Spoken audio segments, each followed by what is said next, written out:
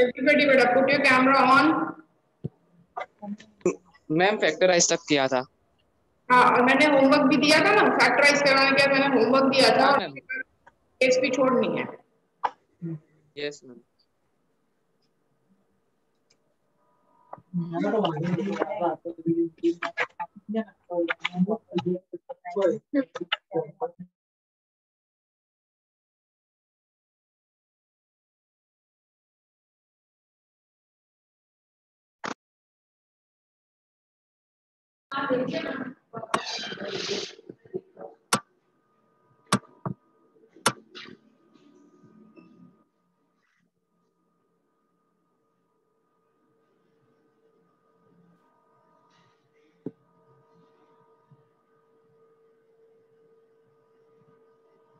नित्या बेटा तुमको व्हाट्सएप पे तुम्हारा रोल नंबर भेजा है अभी, उससे लॉगिन उसे रीनेम करो बेटा। Yes ma'am.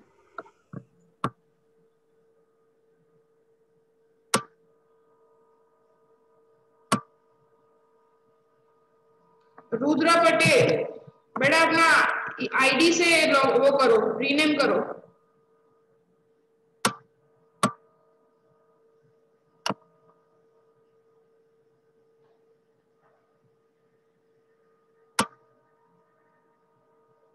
Everybody should be log in by there ID बेटा, रीनेम कर दो अगर नहीं हुआ।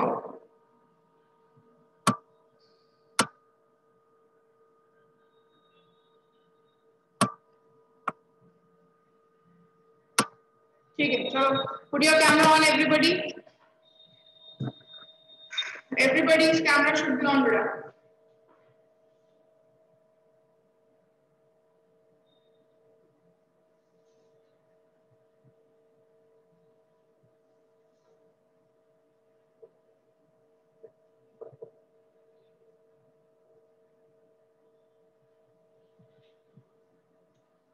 We have started the polynomials बेटा, हमने polynomials start किया है, chapter number 2, okay? And polynomials यानी quadratic, this is the standard form of a quadratic equation. ax square plus bx plus c, this is the standard form. जैसे अगर मैंने कोई equation लिखा 3x square plus 5x minus 7, ठीक है? अब इसे अगर हम कंपेयर करते हैं तो what is the value of a? x square का कोएफिशिएंट होता है वो a की वैल्यू होती है which is 3. What is the value of b? x का जो कोएफिशिएंट होता है that is the value of b and value of c is minus 7. ठीक है? एक क्विक रिवीजन कर रहे हैं बेटा, इसके सब ध्यान देना। a x square का कोएफिशिएंट होता है that is called a, x का coefficient is b and c is constant with sign, उनको साइन के साथ लेना है, ठीक है? तो माइनस वालों में खास ध्यान रखना है, प्लस तो हम लिखे नहीं लिखे मैटर ही नहीं करता, बट साइन जिसकी माइनस हो उसमें ध्यान देना है। इसे स्टैंडर्ड फॉर्म है, ठीक है? अब इसमें हम आज कुछ टाइप्स देखेंगे। तुमको बेटा लास्ट टाइम जो मैंने करवाया था उन सब में ऐसे इक्वेशंस थे जिसको तुम स्प्लिटिंग मिडिल टर्म कर रहे थे, ठीक है? Now there are 3 types. Type 1 जिसमें a, b और c तीनों में से कुछ भी जीरो नहीं है, मतलब ऐसे इक्वेशन, ऐसे इक्वेशन जिसमें x स्क्वायर x और कांस्टेंट सब कुछ है, ओके? a भी है, b भी है और c भी है, तीनों है। सेकंड टाइप जिसमें b 0, इसका मतलब कौन सा टर्म निकल गया, कौन सा टर्म एलिमिनेट हो गया? अगर b 0 है मतलब ये टर्म निकल गया, तो क्या बचा? x स्क्वायर का टर्म और पीछे कांस्टेंट, मतलब ऐसे equation 3x square minus 50, x square minus 7, 2x square minus 8, ऐसे इक्वेशंस जिसमें बेटा x का टर्म ही नहीं है, मतलब b 0 है तो ये पूरा का पूरा टर्म निकल जाएगा, सिर्फ एक्स स्क्वायर और कांस्टेंट बचेगा। This is your second type, आज हम ये देखने वाले हैं, ठीक है। And then there is your third type. बोलो थर्ड टाइप क्या होगा? थर्ड टाइप क्या होगा बेटा? फर्स्ट टाइप बी जीरो नहीं, सेकंड टाइप जिसमें B zero. What is third type? C zero, ठीक है, जिसमें सी जीरो हो। सी जीरो यानी कि कांस्टेंट ही नहीं होगा। ऐसे इक्वेशंस होंगे बेटा, पॉलिनोमियल्स होंगे जिसमें कांस्टेंट होगा ही नहीं। कांस्टेंट होगा नहीं मतलब ऐसे सम्स 3x स्क्वायर प्लस 15, फिर x square minus 4, 4x, sorry constant नहीं है, 15x 4x, x स्क्वायर का टर्म है, x का टर्म है बट कांस्टेंट नहीं है, पीछे जो कांस्टेंट होता है वो है ही नहीं, ठीक है। तो these are the three types. अब मेरे को ये बताओ, a की वैल्यू 0 हो सकती है? ऐसा कोई फोर्थ टाइप या ऐसा कोई अनदर टाइप आ सकती है a की वैल्यू 0 हो? इट इज पॉसिबल और not? I am asking you. No ma'am. No ma'am. a की वैल्यू 0 हो सकती है बेटा? नहीं हो सकती, तो क्यों नहीं हो सकती बताओ? Because ma'am, this will be can't be an quadratic equation. Yes, अगर बेटा a की वैल्यू 0 हो गई मतलब ये पूरा टर्म निकल गया, और अगर ये पूरा टर्म निकल गया तो इक्वेशन फिर क्वाड्रेटिक तो बचा ही नहीं। क्वाड्रेटिक क्यों होता है? क्वाड्रेटिक इसलिए होता है क्योंकि उसका power 2, x square, y square, t square वो टर्म होते हैं, तभी उसको क्वाड्रेटिक बोलते हैं। अब वो टर्म ही निकल जाए, x स्क्वायर, y स्क्वायर, ऐसे कोई स्क्वायर का टर्म ही नहीं बचे तो वो क्वाड्रेटिक ही नहीं हुआ फिर तो, राइट। इसलिए a कभी भी 0 नहीं हो सकता, ये इसकी प्राइमरी कंडीशन है, a शुड नेवर बी 0। बाकी दोनों 0 चलेंगे, b भी 0 चलेगा, c 0 भी चलेगा, बस a 0 नहीं हो सकता, ठीक है। तो these are the three types जिसके हम जीरोस फाइंड करेंगे। जीरोस मतलब सॉल्यूशंस फाइंड करेंगे हम इसके। टाइप 1 हम कर चुके हैं, उसके फिर से एक दो सम आज करेंगे, फिर टाइप 2 करेंगे और फिर टाइप 3 करेंगे, ठीक है। टाइप 2 b की वैल्यू 0 होगी, टाइप 3 c की value 0। Clear? Let's start.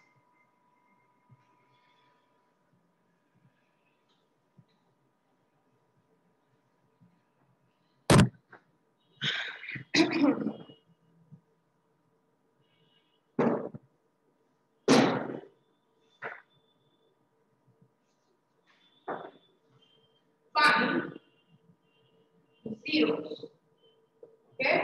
Zeros, zeros का मतलब होता है to find the zeros, solution find करना, वेरिएबल की वैल्यू फाइंड करना। अगर x का वेरिएबल है तो x की वैल्यू फाइंड करना, ठीक है।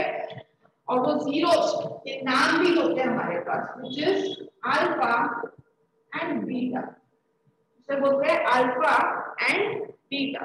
चलो let's start. First some x square minus 2x minus 8, जिसे आता है बेटा वो फटाफट अपने नोटबुक में कर लो, जिसे नहीं आता फर्स्ट लेक्चर में वो यहाँ पे लिख लो।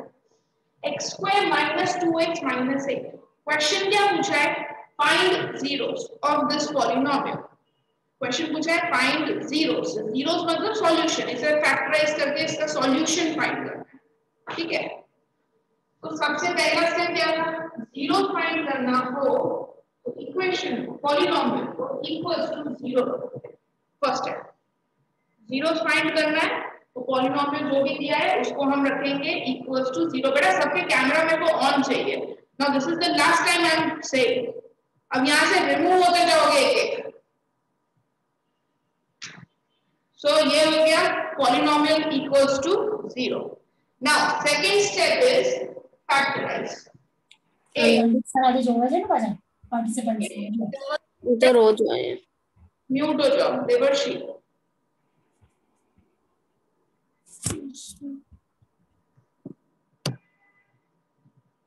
एट के फैक्टर्स सच दैट 2 आए, हमें 8 के फैक्टर्स बताने हैं कि 2 आए। 8 के फैक्टर्स क्या होते हैं? स्प्लिटिंग मिडिल टर्म कर रहे हैं। 8 के फैक्टर्स होते हैं 2 into 4। मिडिल टर्म में क्या लाना है? -2 लाना है। मिडल टर्म में लाना है -2, तो 2 और 4 को यूज करके हम -2 कैसे लाएंगे? 2 minus 4. Yes, 2 minus 4, or you can write down like this also. -4 plus 2. ठीक है, माइनस में आंसर लाना है तो बड़े नंबर को माइनस की साइन देनी पड़ेगी, तो ही आएगा माइनस में आंसर। ठीक है, हमेशा ऐसा सोच के चलने का। साइन में ना एडिशन सब्ट्रैक्शन में बेटा साइन डोमिनेट होती है। डोमिनेट यानी कि जो बड़ा नंबर उसकी साइन ही चलेगी, अगर वो पॉजिटिव है तो फिर पॉजिटिव, नेगेटिव। तो मेरे को आंसर में -2 लाना है तो कोई माइनस की साइन देंगे, right? Will do splitting x² -2 की जगह पे मैंने बेटा बताया, एक और चीज भी बताई, जिसको साइन में प्रॉब्लम होती है ना, जिसको साइन में दिक्कत होती है कि कौन से नंबर को कौन सी साइन दे, तुम्हें टेंशन नहीं करने की, साइन की टेंशन करनी ही नहीं है। तुम्हें इतना तो पता है ना, मेरे को मिडिल टर्म 2 लाना है, तो 4 और 2 से 2 कैसे आता है? 4 minus 2, right? You just have to do, यहाँ पे 2 है उसकी जगह लिखो 4 minus 2, सिंपल। बाकी सब कुछ एज इट इज, मैंने कहीं पे कुछ हिलाया नहीं, कुछ मूव नहीं किया, सिर्फ 2 की जगह पे ब्रैकेट में 4 minus 2 लिखा। तुम्हें साइन की टेंशन लेनी नहीं है, किसको माइनस किसको प्लस। अब ब्रैकेट ओपन करो, open the bracket, -4x minus minus plus 2x। देखो साइन अपने आप ही एडजस्ट हो गई, तुमको सोचने की जरूरत नहीं पड़ी कि तुम्हें कौन सी साइन लेनी है, 4 को माइनस लेके 2 को माइनस ले, वो अपने आप ही एडजस्ट हो गई साइन। ओके, नाउ कॉमन निकालेंगे, x -4. yes, x will be common, first इसमें से x is common, x -4, यहाँ पे जो साइन हो वही साइन रखो, प्लस की साइन है प्लस ही रखो। 2 और 8 कॉमन क्या है बेटा? 2 और 8 में से 2x -4। 2x minus 4. ट्रिक इसमें यही ब्रैकेट यहाँ पे लिख देने का, जिसको कॉमन निकालने में दिक्कत होती हो, फर्स्ट x -4 है वही लिख दो, सेम ब्रैकेट, क्योंकि वो सेम होने चाहिए। ठीक है, सेम ब्रैकेट लिखो। अब यहाँ पे देखो, इसका फर्स्ट टर्म क्या है? 2x, और यहाँ पे फर्स्ट टर्म क्या है? x। कौन सा नंबर बाहर निकल गया तुम्हें पता चल जाएगा। 2x से x हो गया, मतलब 2 बाहर निकल गया, 2 डन हो गया, कॉमन भी निकल गया। इक्वल्स टू 0 रखना भूलना नहीं है, क्योंकि हम जीरोस फाइंड कर रहे थे। कॉमन ब्रैकेट है वो लिखो, x -4 x plus 2 equals to 0, x minus 4 equals to 0 and x plus 2 equals to 0। दोनों को अलग अलग करके equals to 0 है। So value of x हो गई 4 और यहाँ पे value of x हो गई -।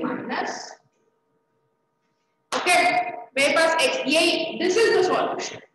इसे जीरोस इसीलिए बोलते हैं कि वो पॉलिनोमियल में अगर तुम x की वैल्यू 4 रखोगे ना तो पूरा इक्वेशन 0 बन जाएगा। तुम 4 रख के सॉल्व करोगे इट विल बिकम 0, एंड -2 रख के सॉल्व करोगे तो भी 0 हो जाएगा। ठीक है, इसीलिए इसको बोलते हैं जीरोस ऑफ द पॉलिनोमियल। ठीक है, जीरोस विद ई आना चाहिए, zeros. Okay, that is called alpha and beta. हमने जीरोस को नाम दिए हुए हैं और यही नाम देना है, अपनी मर्जी से कोई भी नहीं देना है, अल्फा और बीटा ही चलाएंगे अपने। ठीक है, हाँ तुम्हारे पास ये चॉइस है कि तुम इसको अल्फा दो और इसको बीटा दो, दैट इज ओके, उससे कोई मैटर नहीं करेगा, बट नाम अल्फा और बीटा ही होना चाहिए। ठीक है, अपना कोई भी ग्रीक लेटर लाके मत घुसा देना इधर, मेरे को अल्फा बीटा अच्छा नहीं लगता है कुछ और नाम दे दिया, वो नहीं चलेगा। It should be alpha and beta. What are alpha beta? Alpha beta are zeros of the quadratic polynomial, ऐसा बोलने का रखो ही।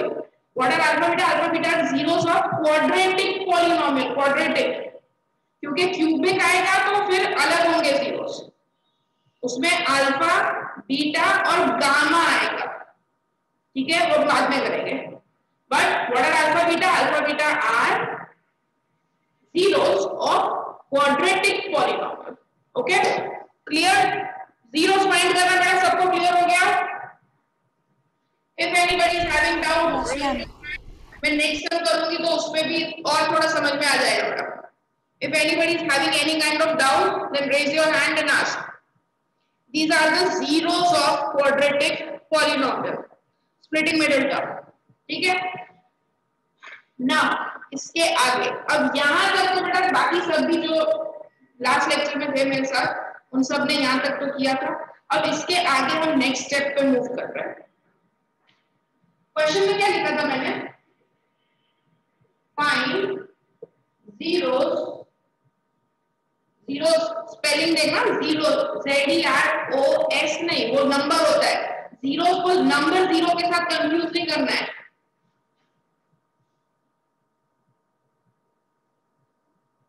ये नंबर है जीरो, ठीक है? और ये इसमें ई आता है zeros. These are not, this is not zero, this is solution. The solution, value of the variable, unknown variable. Okay, now question था find the zeros of जो भी quadratic polynomial था and verify. अब इधर ध्यान देना सब लोग, relationship between zeros and coefficient. Okay, एक भी चीज समझ में नहीं आई होगी तो मैंने लिखी अभी वेरीफाई के बाद. ठीक है, I know that. I will explain you what is that. Verify करना है, बट बिफोर दैट बड़े इसके अल्फा बीटा सबने लिख लिया ना. मेरे को अभी रिक्वायरमेंट होगी है इसकी, सबके पास है ना इसके जीरोस. मैं पूछूंगा कि मेरे को पता नहीं. रिलेशनशिप, अब बेटा अल्फा बीटा के ना दो फॉर्मूलाज. एक है alpha plus beta equals to minus b upon a, और एक है alpha into beta equals to c by. इसे क्या बोलते हैं? Sum of zeros. Alpha beta क्या होता है? जीरोस. बीच में क्या है? Sum. So this is called sum of zeros. Product of zeros, sum of zeros, product of zeros. अब ये क्यों है, ये फॉर्मूला क्यों है, वो मैं तुम्हें इसके बाद बताऊंगी कि क्यों है. पहले हम इसे सॉल्व करेंगे. नाउ फॉर्मूला के हिसाब से अल्फा प्लस बीटा की वैल्यू होती है माइनस बी अपॉन ए. वो मैंने फर्स्ट एकदम पहले बता दिया. What is A B C? Standard form होता है ना हमारा. यहाँ पे इक्वेशन क्या है? पहले मेरे को बताओ बेटा अल्फा बीटा क्या था अपना? What was alpha and beta? -3 2 क्या था मैम? अल्फा था -2 एंड बीटा था 4. अल्फा का -3, बीटा था 4. मेरा पॉलिनोमियल ये है x2 2x 8. इसमें से a b c की वैल्यू लिख देंगे. What is a? a की वैल्यू क्या है? 1 1. b की वैल्यू -2. करेक्ट. -8. साइन को बेटा छोड़ना नहीं है, साइन के साथ ही चलना है. ठीक है, अब हमें वेरीफाई करना है. यहाँ पे लिखेंगे verification. You will write verification. Verification कोई भी चीज वेरीफाई मतलब LHS equals to RHS. You have already heard this word right. पहले भी एक एग्जाम से ही करते ही आ रहे. वेरीफाई क्या होता है? वेरीफाई मतलब LHS इक्वल्स टू RHS करना है. So what is your LHS? Your LHS is alpha plus beta. What is alpha? -2. Is beta 4. -2 plus 4 is RHS minus B upon A. Minus बेटा फॉर्मूला में, ठीक है, ये मैंने अपनी मर्जी से नहीं रखा है, ये फॉर्मूला में है. तो ये सब every time whenever you right सबसे पहली चीज में माइनस लिख ही देना है, तो फिर ही b की वैल्यू देखनी है क्या है, पहले माइनस रख ही दो, उसके बाद चेक करो what is value of b। What is value of b? b की वैल्यू है -2 upon a। What is value of a? 1।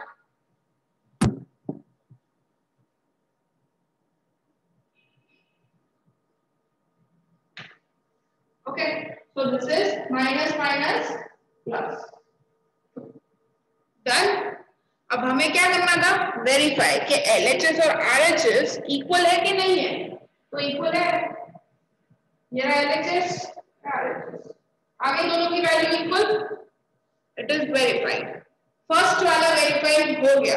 ऐसे एक नहीं करना है, दोनों करना है। वेरिफिकेशन बेटा ऐसे ही हमें दोनों का करना है, ठीक है। तो दिस इज फर्स्ट, ये फर्स्ट का वेरिफिकेशन हो गया। अब सेकंड करते हैं।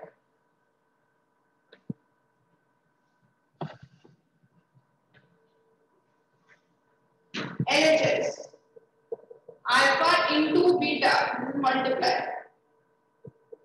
alpha -2 beta 4, this is -8, ठीक है। और फिर आएगा RHS। RHS है C upon A। What is value of C? -8। What is value of A? 1। हो गया। -8 upon 1 कितना होता है? -8। So it is verified। देखो इसका आंसर भी -8 आ गया, इसका भी आंसर क्या आ गया? -8। So it is verified। Okay, लिख लो पहले बेटा, ये क्वेश्चन लिख लो, फिर सेकंड क्वेश्चन पूरा आई विल ट्राई एक ही बोर्ड पे एक बार में पूरा आ जाए ऐसा एक बार, ठीक है। सबसे पहले पूरा 4 मार्क का सामा बेटा ये फुल। सबसे पहले फाइंड किए जीरोस, अल्फा बीटा फाइंड किया। कैसे फाइंड किए? स्प्लिटिंग में टर्म करके जीरोस आ गए। फिर किया सेकंड स्टेप वेरिफिकेशन।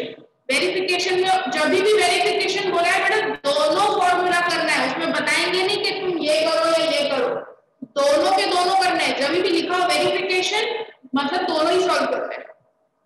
और क्या करना है? उसके LHS को और RHS को इक्वल करना है। अब इसमें सब वैल्यू हमारे पास होती है। अल्फा बीटा हम फाइंड कर चुके और ABC की वैल्यू यहाँ पे ऐसे लिख दो। Then you have to go LHS RHS, दोनों की वैल्यू इक्वल।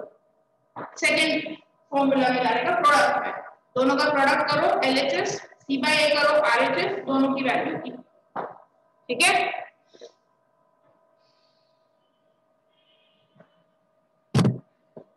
ये लिख लो बेटा सब लोग, फिर नेक्स्ट सम करते हैं।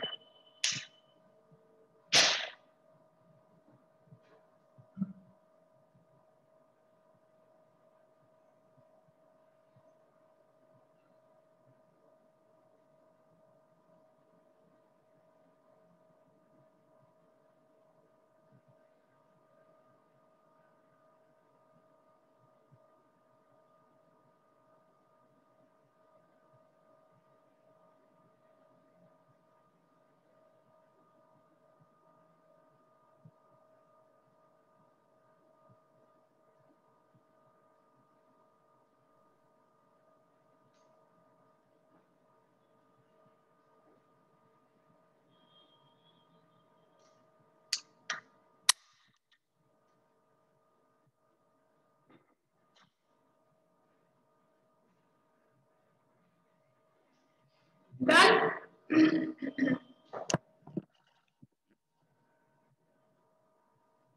अब तो बेटा हो गया सबका।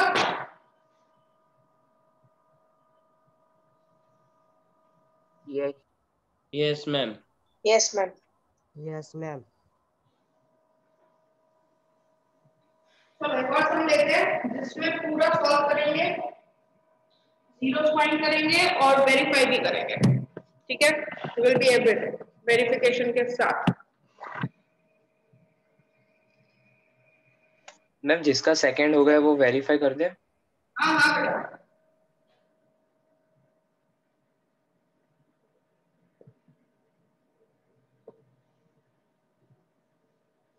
Find the zeros and verify। Question वही है, find the zeros and verify, ठीक है। तो सबसे पहले इसके जीरोस फाइंड करेंगे। जीरोस फाइंड करने के लिए first step equals to 0, 4x square 4x plus 1 that is equals to 0. अब splitting middle term you can do, yes, splitting middle term also, and अगर जिसको फैक्टराइज अच्छे से आता है तो they can see this is a perfect square trinomial, a minus b whole square हो रहा है,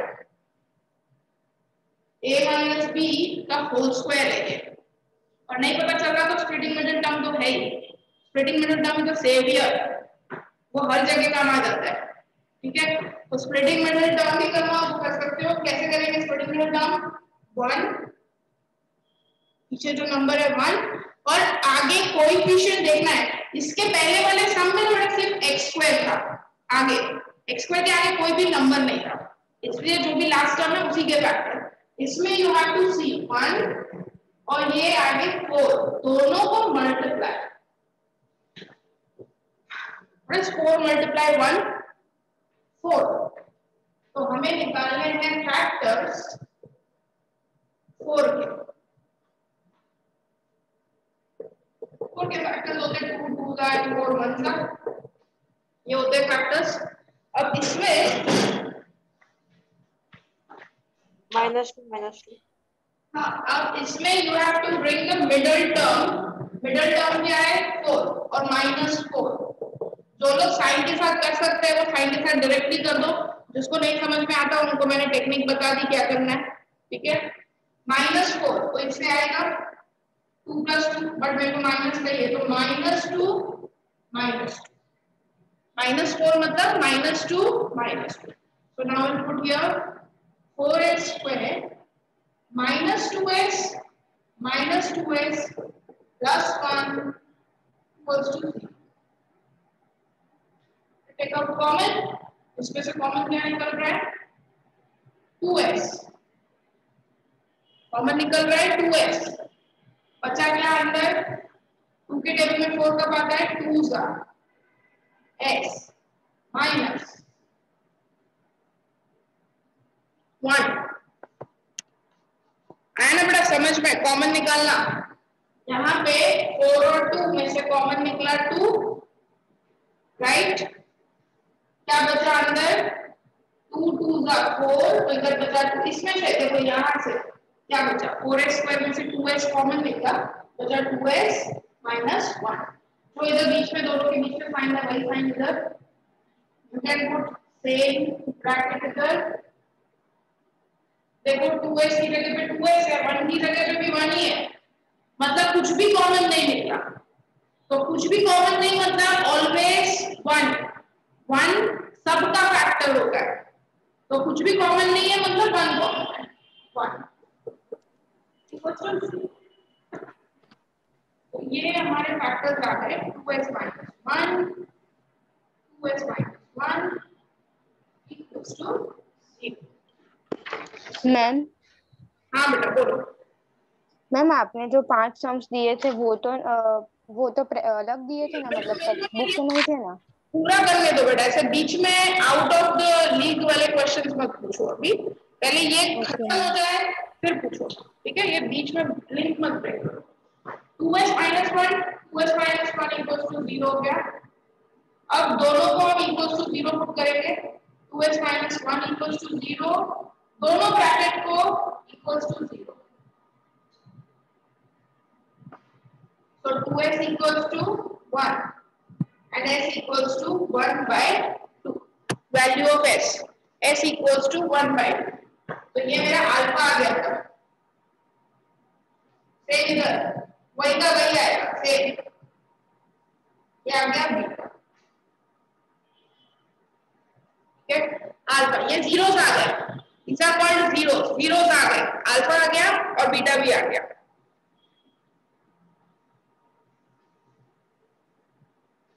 अल्फा 1 by 2, ठीक है, अल्फा आ गया 1 by 2, बीटा भी आ गया 1 by 2, अब लिखेंगे value of a b and c, what is value of a, s square का जो कोएफिशिएंट है that is a, B x का जो कोएफिशिएंट है -4 और c लास्ट में जो कांस्टेंट है that is 1. Now you do the verification. सबसे पहला formula minus b upon a. Alpha plus beta equals to minus b upon a. Do the verification बेटा. चलो LHS equals to RHS. सबकी values मैंने लिख दी है ऊपर. अब उसका वेरिफिकेशन करो सब लोग.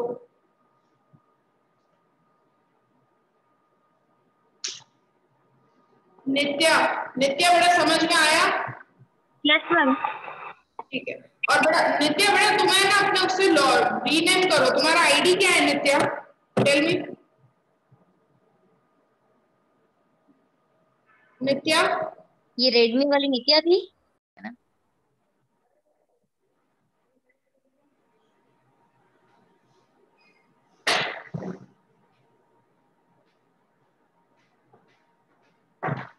ओके. Now next. ये बेटा सबका वेरीफाई किया? Yes, ma'am. सबका Yes, ma'am. प्रोडक्ट एंड ये sum Yes, of ma'am. zero and product of zero verified done, right? Ma'am हाँ मैं आपने वेडनेसडे को दूसरे सम्स दिए थे. हाँ मैम. उसमें वेरीफाई करना है. तुम्हारा होमवर्क वही होगा. अच्छा. Okay.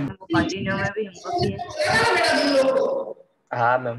बस उसमें अब नीचे सब सम्स में तुमको वेरिफिकेशन करना है सब में. Okay ma'am. Okay ma'am.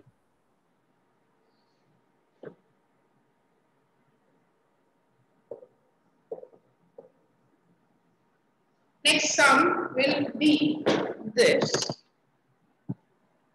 6x squared minus 3 minus 7x. देखो ये बेटा स्टैंडर्ड फॉर्म में नहीं है. तो सबसे पहला काम इसको स्टैंडर्ड फॉर्म में अरेंज करेंगे. तो स्टैंडर्ड फॉर्म में यानी कि x स्क्वायर के बाद x का ही टर्म आना चाहिए. ओके. साइन नहीं चेंज किसी की भी, क्योंकि हम उनको लोकेट नहीं कर रहे. घर नहीं बदल रहा है, जगह बदल रही है. घर वही है उनका, तो जगह बदल रहे. ठीक है. तो साइन नहीं चेंज करना कि इधर से इधर मूव किया तो माइनस का प्लस कर दिया. Don't change sign. हम सिर्फ रीअरेंज कर रहे हैं. 7x पहले लिखा, 3 पीछे लिख दिया. ठीक है. अब you will find the factors. 6 3 का, तो 6 3 का क्या होता है 18. So factors of 18.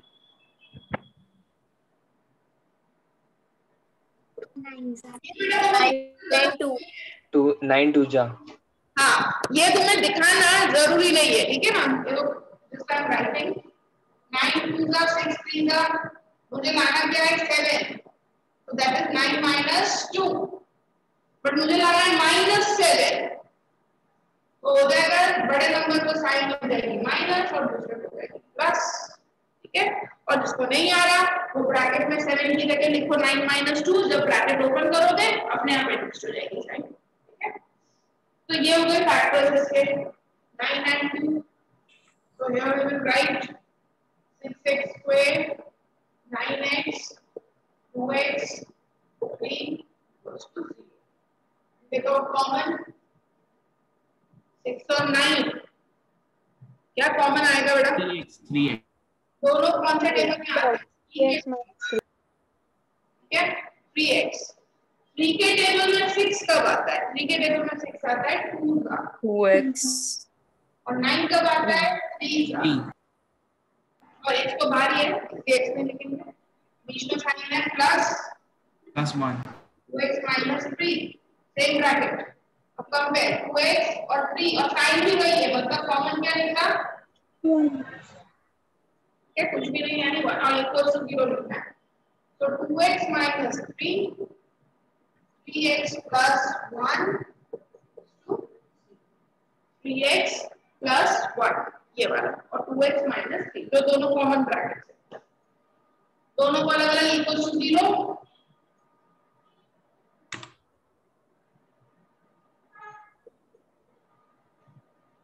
So this will be 2x minus 3 equals to 0 will become 2x equals to 3 x equals to 3 upon 2. इधर भी 3 3x equals to -1, x equals to -1/3. ये हो गया अल्फा, ये हो गया beta. Okay, now will do the verification. ये हमारे जीरोस निकल गए, अल्फा एंड बीटा जीरोस आ गए.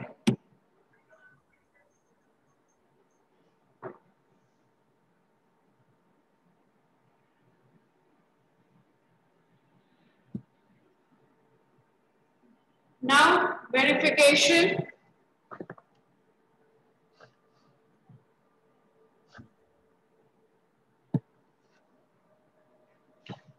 Alpha 3/2, beta -1/3.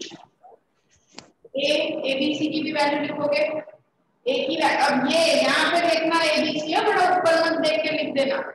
ये A की वैल्यू 6, B की वैल्यू -7 और C की वैल्यू -3. A की वैल्यू 6, B की वैल्यू -7, C की value -3. Now you do the verification, beta.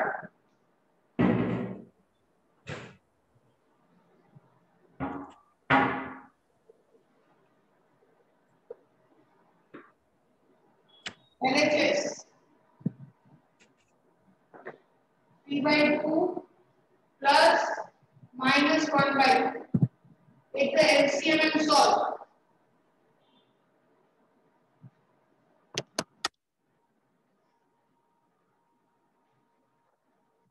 Plus minus, the minus 2.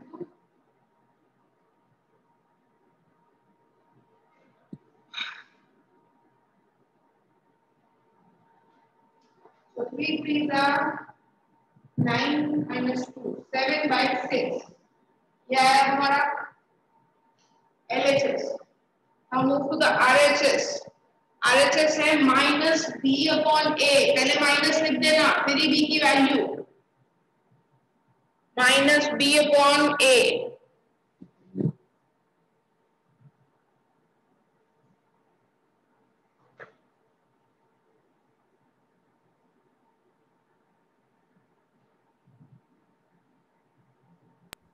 Done ma'am. हो गया वेरीफाई बेटा. -B/AB. Yes, ma'am.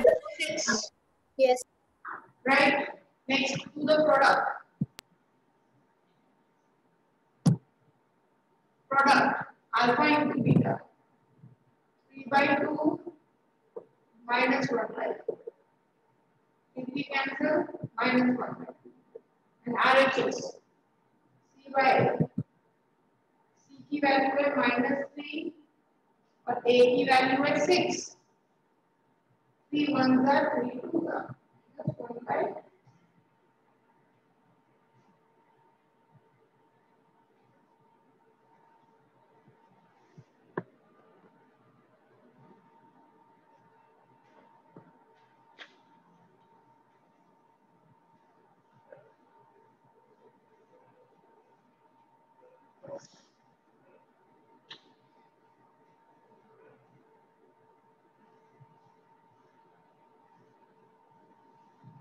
किसी को भी क्वेरी, यहाँ पे टाइप 1 खत्म हो रहा है.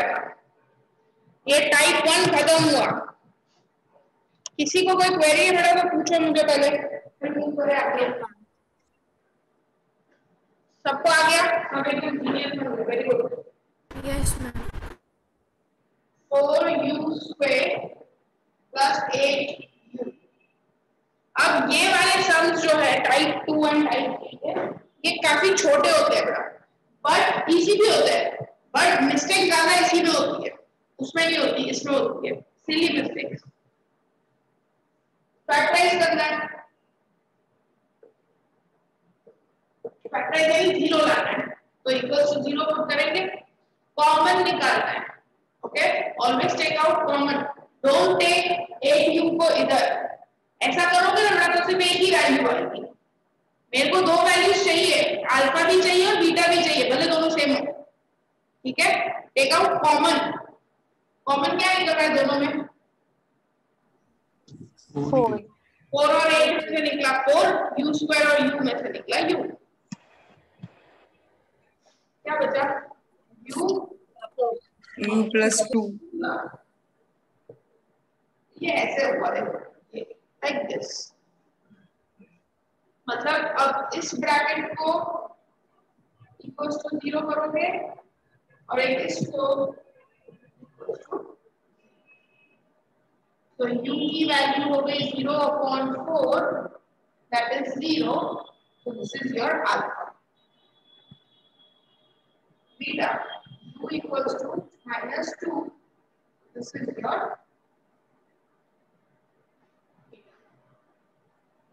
ठीक है। क्या किया? सिर्फ कॉमन ही निकालना है। You just have to take out common और दोनों को फिर से इक्वल्स टू 0 पुट करना है। किसी को कुछ ऐसा लग रहा है कि कोई दूसरी method, anybody is having any other thoughts?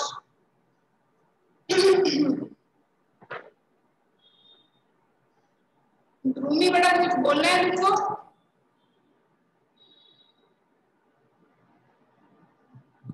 Done. अब वेरिफिकेशन पे आते हैं। अल्फा की वैल्यू 0, बीटा की value -2। Tell me what is the value of a? a की वैल्यू क्या है? 4। b की वैल्यू 8। 0। की वैल्यू है 0। कोई कांस्टेंट टर्म नहीं है बेटा। कांस्टेंट मतलब जिसके साथ जैसे 5, 6, 7 ऐसे नंबर, कोई वेरिएबल ही नहीं होता उनके साथ, सिर्फ नंबर होता है। तो इधर u स्क्वायर का टर्म है, u का टर्म है, बट कांस्टेंट नंबर नहीं है, यानी कि c फॉर कांस्टेंट वो नहीं है, तो c की वैल्यू हो गई 0।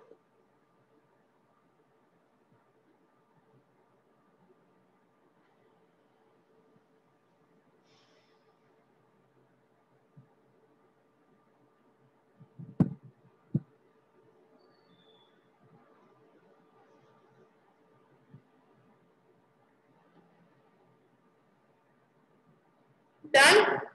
वेरिफिकेशन कर लो बेटा।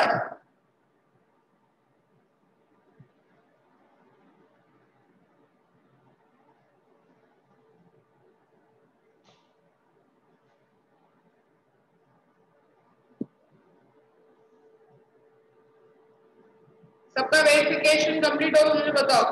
Alpha plus beta and alpha beta. Done ma'am. Ma'am LHS and RHS is equal to -2। हाँ, अल्फा प्लस बीटा क्या आ रहा है? -2। 0 -2 that is -2। और RHS से -b अपॉन है, वो आ रहा है 8/4 which is again -2। So it is verified। First वाला वेरीफाई हो गया। सेकेंड है product, alpha into beta. Product 0 आ रहा है। वो 0 है। Alpha into beta 0 into -2 that is again 0 and c by 0.4 which is also 0। हो गया? Yes ma'am. ओके। अब बेटा मैंने होमवर्क में जिनको लास्ट उसमें मैंने दिया था होमवर्क, उनको बताइए क्या करना है। उनको वो सारे वेरिफिकेशन वाले सम्स करने हैं, और जो बेटा लास्ट लेक्चर में नहीं थे उनको मैं अभी दे देती हूँ। तो same you have to do. जो स्टूडेंट्स ने नहीं किया उनको करना है बेटा, और जो लास्ट लेक्चर में था उनको सिर्फ वेरिफिकेशन नहीं करना। 18,850। 18,410। ओके। 26,500 into 10. Okay, 500. Yes, 2650 થાય છે. હા.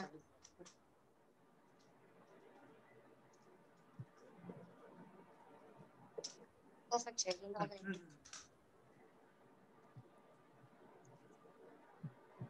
Then છે તમને મેલ આવી જશે. Receipt, right? 7th May. साक्षी मैम, बात करी. साक्षी मैम, अटेंड करो અને લેટ મી નો કે નેક્સ્ટ સેટિસ્ફેક્શન થયું છે કે નહીં. साक्षी मैम, હા હવે તો બધું જ બનશે ને અત્યારે થોડુંક સાચવવાનું જ ઇમ્પોર્ટન્ટ છે બીકોઝ અત્યાર સુધી એવું હતું કે એજ વાળાને થાય છે તકલીફ અત્યારે એવું કઈ નથી કોઈના ઉપર બી કેવી રીતે બી રિએક્ટ કરી રહ્યો છે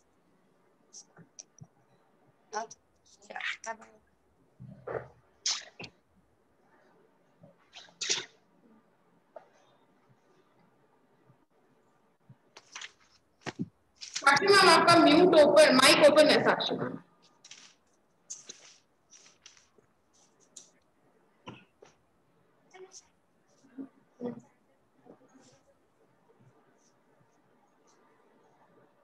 क्या नहीं एक्सेप्ट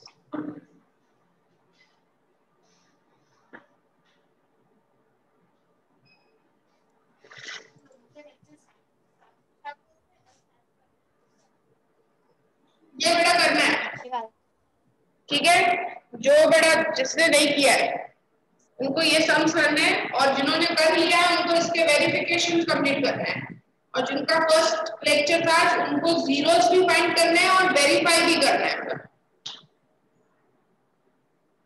जीरोस फाइंड करके वेरीफाई भी करना है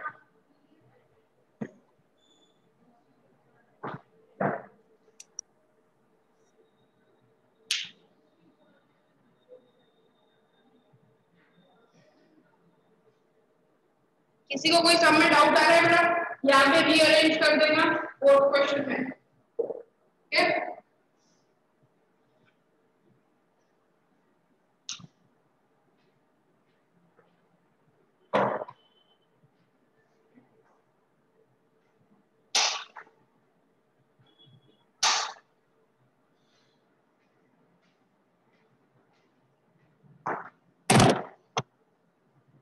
okay so students next time इसका एक टाइप और बचा है अभी b इक्वल्स टू 0 वो कंप्लीट करके नेक्स्ट टॉपिक पे मूव करेंगे ठीक है अब तक सब लोग जिसका वेरिफिकेशन बाकी है वो वेरिफिकेशन कर लेना और जिसका जीरो एंड वेरिफिकेशन दोनों बाकी है वो कंप्लीट कर देना ये सारे सब्स का चलो okay now I am leaving you have next lecture I will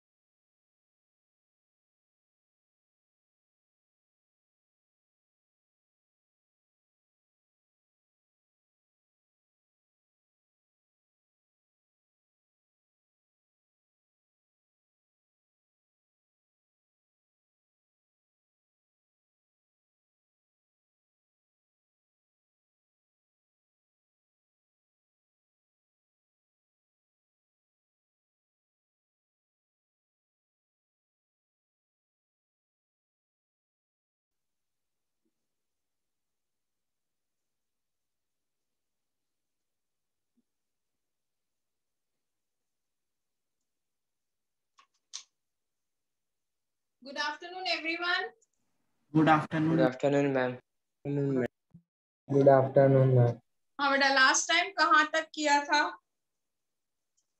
ma'am आपने रेस्पिरेशन क्या होता है वो समझा दिया था और फॉर्मूला समझा रहे थे पर टाइम खत्म हो गया मैम एनएरोबिक हो गया ओके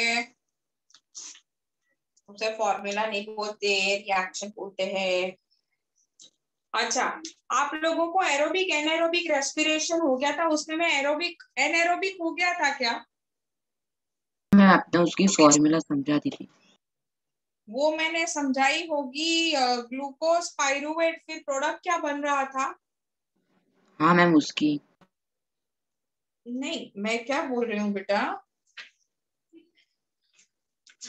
मैं एक रिएक्शन लिख रही हूँ क्या वो समझाया था मुझे बताना ठीक है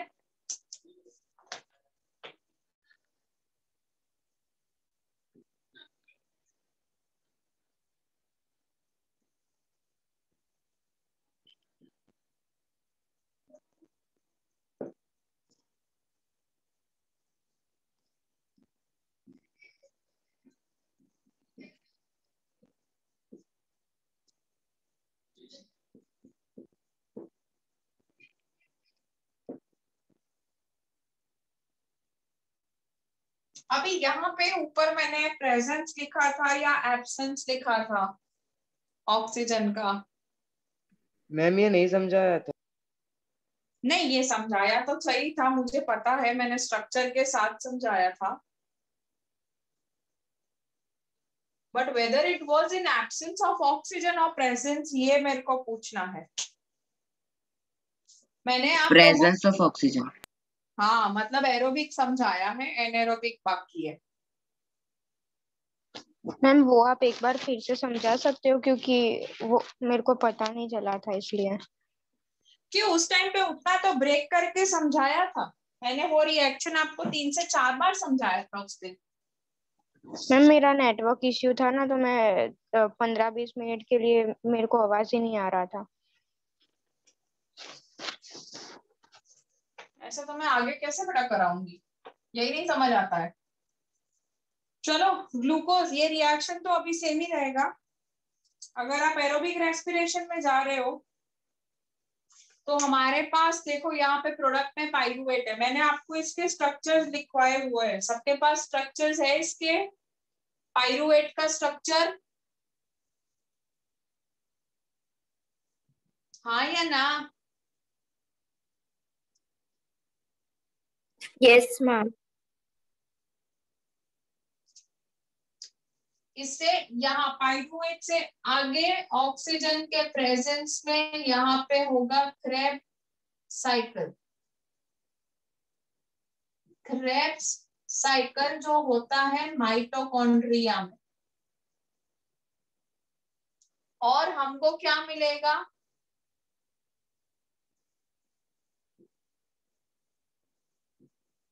मैंने इसको बैलेंस करके आपको समझाया था। 6 कार्बन थे, इसका 6 कार्बन था, इसका फॉर्मूला लिखा था मैंने। समझ आया बेटा आपको?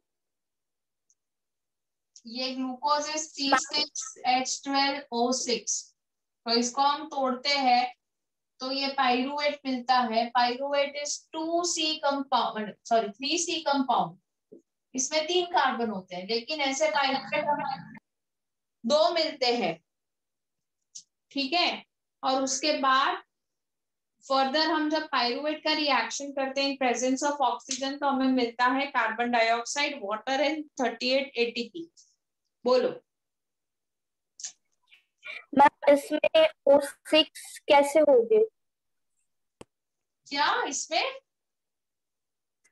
O6 कैसे होंगे? मतलब यहाँ पे तो 3 ही है ना, तो फिर बाकी के 3 कहाँ पे हो गए? इसकी बात कर रहे हो?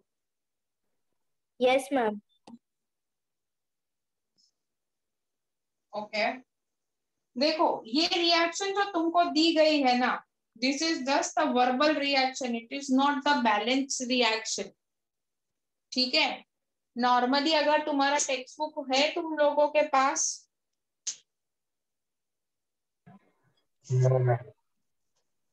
अगर टेक्स्ट बुक है तो I tell you to refer 1 minute, I tell you page number देखो उसमें।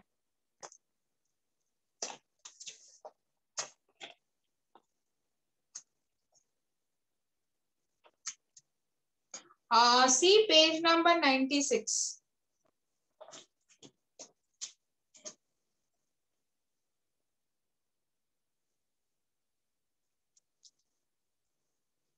देखा 96 पेज नंबर? Yes ma'am. उसमें देखा है ये कितने हैं ऑक्सीजन? 6, 6 to the 12, 18, 18 plus 6। देखो यहाँ पे ना 12, मतलब how this equation goes according to me, 6 CO2 plus 6 H2O gives you C6H12O6, ठीक है। अब ये जो है यही हमने यहाँ पे लिया है, जो भी एडिशनल यहाँ पे है वो इसके साथ मिक्स होगा और फिर ये रिएक्शन आगे जाएगा। यहाँ पे ये कार्बन 6 है, अरे नॉट कार्बन, सॉरी ऑक्सीजन 6 है, तो this is 6 2 12, this is 6, this is gonna be 18, but you will have water here. Here you are grabbing oxygen. So when you are grabbing more oxygen, this oxygen will be given by Krebs cycle. समझ आया? Yes ma'am. हाँ, तो जितने additional oxygen होंगे यहाँ पे Krebs cycle की वजह से आएंगे। 6 ऑक्सीजन तो वैसे भी हम लेके चल ही रहे हैं। ठीक है बेटा? Yes ma'am. चलो, so this is what is the equation for aerobic respiration which has been taught last time. Now let's move to anaerobic respiration. Anaerobic respiration आपके बुक में बस ऐसे इक्वेशन दे दिया है, इतना डिटेल एक्सप्लेनेशन नहीं है, इसीलिए I will be explaining you it in a little bit detail form. देखो, एनारोबिक सबकी स्टार्टिंग प्रोसेस एक ही है। एनारोबिक रेस्पिरेशन जो माइक्रो ऑर्गेनिज्म जैसे ईस्ट वगैरह में होता है, तो क्या होता है, this is glucose, glucose pyruvate में टर्न होता है, ये होता है साइटोप्लाज्म, प्रोसेस को कहते हैं ग्लाइकोलिसिस।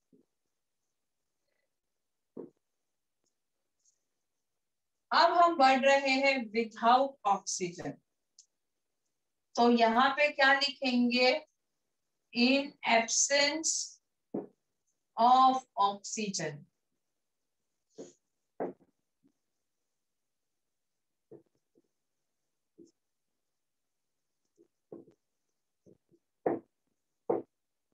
अब एक प्रोसेस में क्या होगा, आप क्या ले रहे हो यहाँ पे, मैं यहाँ पे ले रही हूँ यीस्ट, और यहाँ पे दूसरा प्रोसेस क्या हो रहा है, फर्मेंटेशन। जहाँ पे यीस्ट और फर्मेंटेशन होता है वहां पे अल्कोहल बनता है। So here I get C2H5OH, that is alcohol, plus 2CO2, that is the carbon, and here ATP बहुत कम बनेंगे, which will be 2 ATP. So this particular thing is known as alcohol. Sorry, I am subjected to write. Okay, I'll write it over here. I have to please. इसे हम alcohol कहते हैं। So this is the first anaerobic respiration जो होता है lower organism में, जैसे east. अब बात करते हैं हमारी, अच्छा हमें भी होता है। हमें कब होता है, हमें जब भी कुछ प्लेसेस पे जैसे ऑक्सीजन नहीं पहुंच पाता है, जैसे कुछ मसल्स में। सो इन एब्सेंस ऑफ ऑक्सीजन, कहाँ पे, मसल टिश्यू में क्या होता है, लैक्टिक एसिड बनता है, और इसमें एटीपी कितना जनरेट होगा, सेम 2 ATP। अच्छा, ये लैक्टिक एसिड का इंपॉर्टेंस क्या है, आपको पता है कभी कभी मसल क्रैम्प आता है, बहुत पेन करने लगता है, सडनली वो बोलते हैं नस चढ़ गई है। Yes ma'am. इन दिस, हाँ मैम, अचानक हो जाता है। हाँ, तो ये बोलते हैं मसल क्रैम्प। हैवी एक्सरसाइज जैसा करने से कभी कभी हो जाता है। तो मसल क्रैम्प में ना लैक्टिक एसिड प्रोड्यूस हो गया होता है आपके मसल में, तो बहुत सारा लैक्टिक एसिड प्रोड्यूस होता है, तब ये क्रैम्प होता है। जब आप उसको रिलीज करते हो ना, तभी मसल नॉर्मल होते हैं। ठीक है, तो वो रिलीज कैसे मिलेगा, तो आपको डॉक्टर सजेस्ट करते हैं आप गर्म पानी में अपना पैर रखो, या फिर गर्म वो शेक करो आप। ठीक है, हैवी एक्सरसाइज ना करो, तो इन सब केस में हो सकता है। Understood ma'am? हाँ, लैक्टिक एसिड से क्यों ऐसा होता है मसल को? वो स्टक कर देता है उस जगह को, जहाँ पे लैक्टिक एसिड जनरेट होगा ना बेटा, वहां पे मसल को वो जगह नहीं देता है काम करने की, वो स्मूथनेस मेंटेन नहीं करता बेटा। ओके। हाँ, चलो, So this is what is your anaerobic respiration which you see on the board. Normally इसमें क्या question आता है? Normally question comes that what is the difference between aerobic and anaerobic respiration? So the first difference is aerobic happens in presence of air, anaerobic happens in absence of air. दूसरा difference is amount of energy which is generated in aerobic respiration is more because aerobic में हम 38 ATP generate करते हैं, यहाँ तो दोनों में 2 ATP ही है, तो बहुत less energy है. अगेन एरोबिक में कंप्लीट ब्रेकडाउन होता है, जहां आपको पता है प्रोडक्ट में हमको CO2 H2O यही सब मिल जाता है, तो that is a complete breakdown, क्योंकि ग्लूकोज भी बनता है विद CO2 H2O से. तो जब ग्लूकोज को ही तोड़ेंगे तो हमें वापस से CO2 H2O मिलना चाहिए, लेकिन आप यहाँ पे बोर्ड पे देखो हमको कंप्लीट ब्रेकडाउन नहीं मिलता है, ऊपर इथेनॉल है और नीचे लैक्टिक एसिड है. ठीक है. So these are the differences between aerobic and anaerobic respiration. Now let's understand respiration in plants. अच्छा, मुझे एक क्वेश्चन पूछना है आप लोगों से, क्या ये रेस्पिरेशन जो है वो रूट्स करते हैं क्या?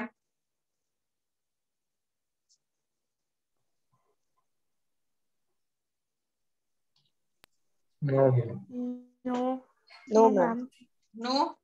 कौन रेस्पिरेशन करता है प्लांट्स में? Leaves, bacteria, tomato, stomata ma'am. अच्छा, टिश्यू, ये जाइलम आपका एंड टेक्स्ट बुक, फ्लोएम.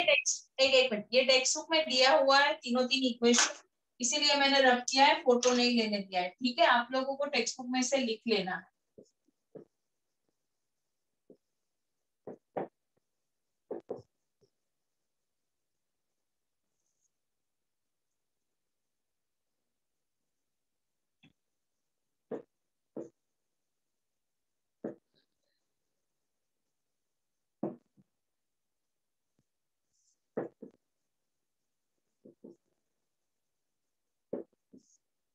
कौन रेस्पायर करता है प्लांट में से? रूट्स में रूट हेयर्स जो होते हैं, root hairs absorb the oxygen which are dissolved in the soil. Okay, तो रेस्पिरेशन होता है बाय रूट्स. अच्छा, स्टेम की बात करते हैं, तो स्टेम में क्या प्रेजेंट होता है? Xylem and phloem. No, stem में प्रेजेंट होता है स्टोमेटा. और अगर हार्ड स्टेम है, जैसे आपके ट्री का होता है ब्राउन कलर का, उसमें प्रेजेंट होते हैं लेंटिसेल्स जो रेस्पिरेशन करते हैं, और यहाँ तो ऑब्वियसली स्टोमेटा.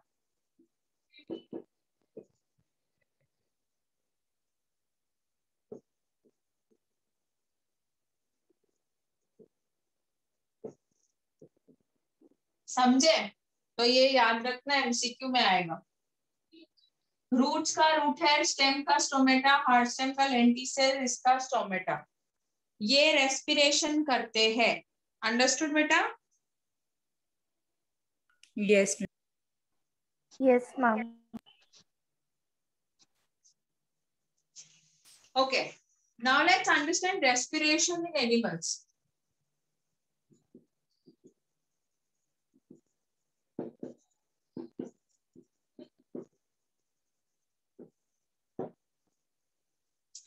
चलो, अभी मैं बताती हूँ, मुझे तुम लोग बताना इसमें कौन रेस्पायर करता है. अमीबा में कौन रेस्पायर, क्या रेस्पायर करता है?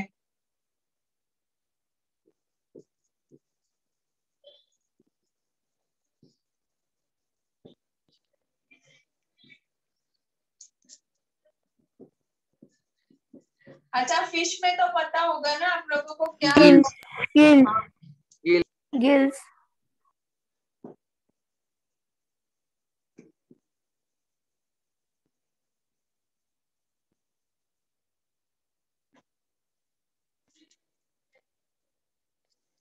फिर इंसेक्ट में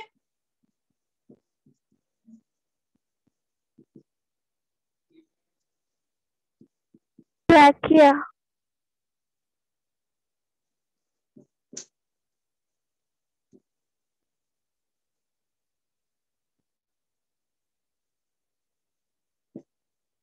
नोस, मैमल्स में नोस, मैमल्स मतलब हम लोग, काऊ, buffalo, lungs, lungs,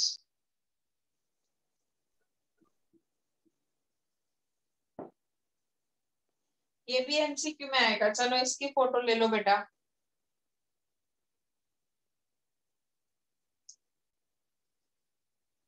ma'am done. Ma'am taken. Ma'am 2 minute. हाँ, अच्छा मेरी एक क्वेश्चन है आप लोगों से।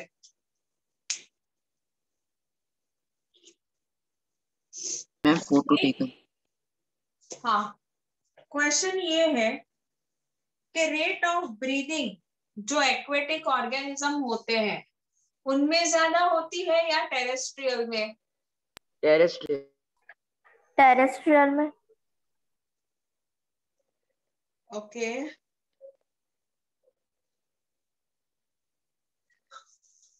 No, the rate of breathing in aquatic organisms is much faster than in terrestrial animals.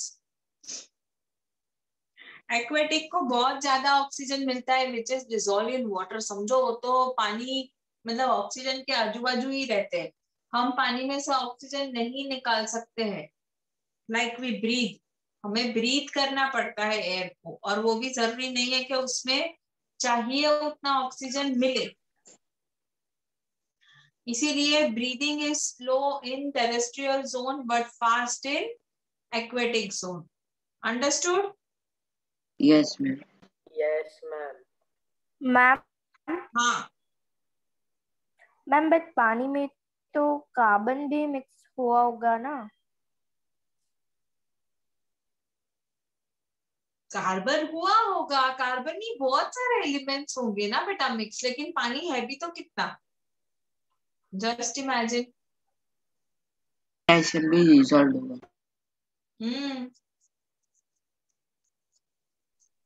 Okay, ma'am. ले लिया ना सबने photo? Yes ma'am. Yes ma'am. Let's study respiration in amoeba.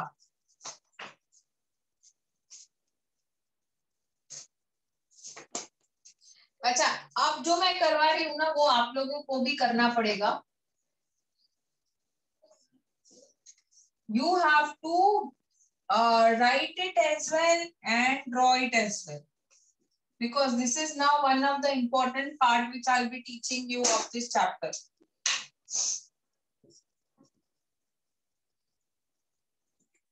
Respiration in amoeba. पहले तो respiration होगा कैसे? It depends on simple diffusion.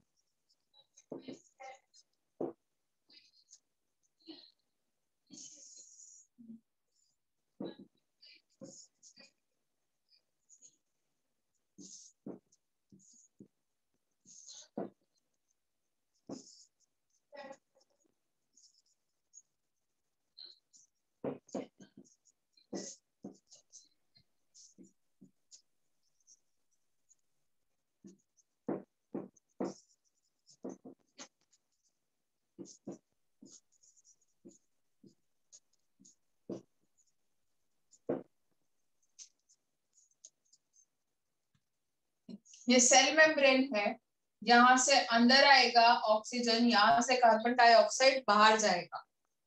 ठीक है, अब ये अमीबा के अलावा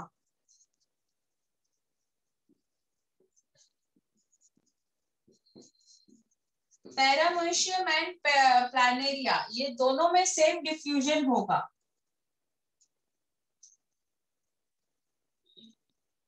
लार्ज ऑर्गेनिज्म में हम डिफ्यूजन नहीं कर सकते क्योंकि ऑक्सीजन इनसफिशिएंट जाएगा, और इसी की वजह से हमको दिया हुआ है भगवान ने लंग्स। चलो इतना लिख डालो।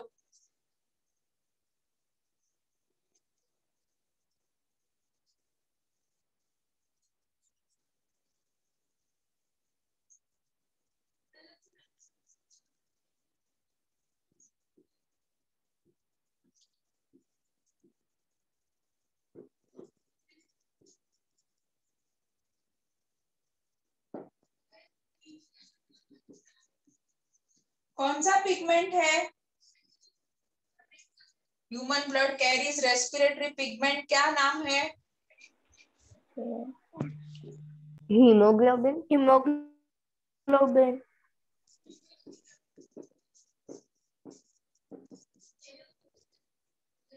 ये लिखना है। हाँ बेटा।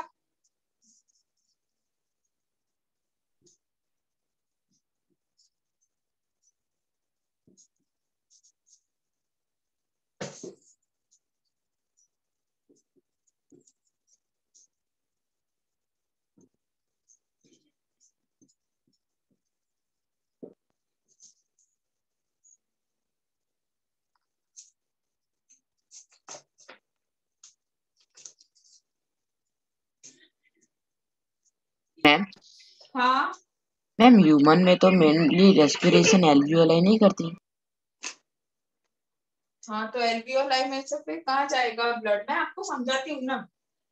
ये रेस्पिरेशन इन ह्यूमन है ना, वो मैं समझाती हूँ, लेकिन उससे पहले ना मुझे समझाना पड़ेगा तुमको respiration in fish in detail. तो इसके बाद हेडिंग दे देना रेस्पिरेशन इन फिश।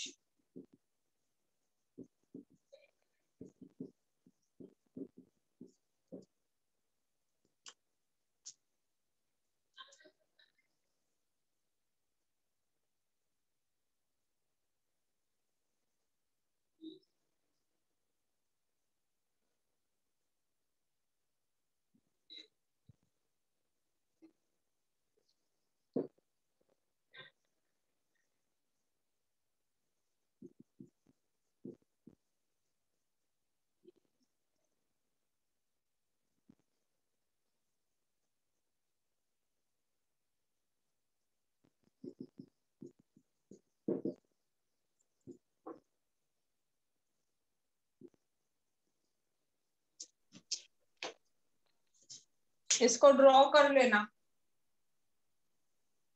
और सब लोग कर लो, उसके बाद बोलो, फिर मैं कुछ समझाती हूँ तुमको।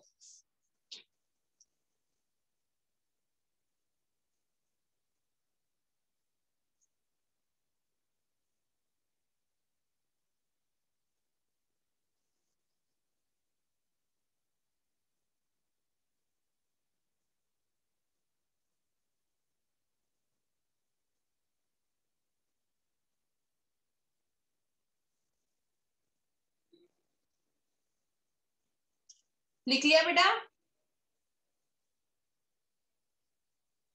Yes ma'am.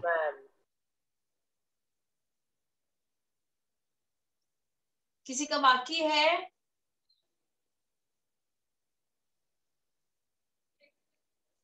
ओके अच्छा, अब रेस्पिरेशन इन फिश।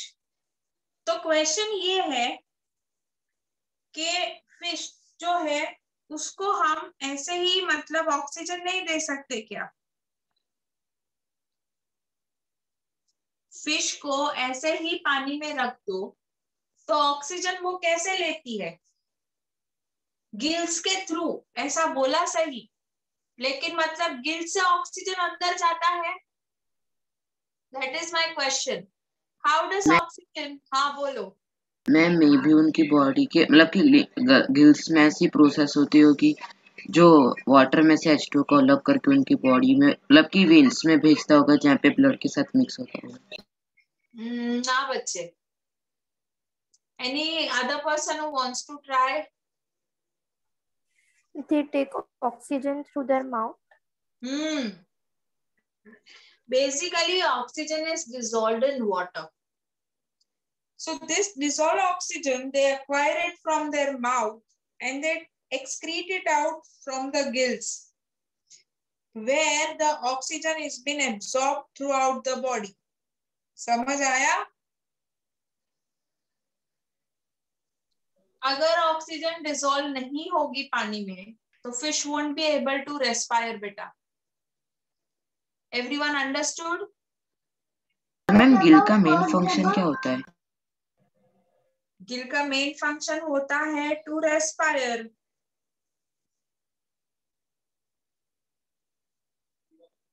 तो गिल से जब पानी निकलता है ना तो उसी के मेम्ब्रेन पे ऑक्सीजन छूट जाता है बेटा।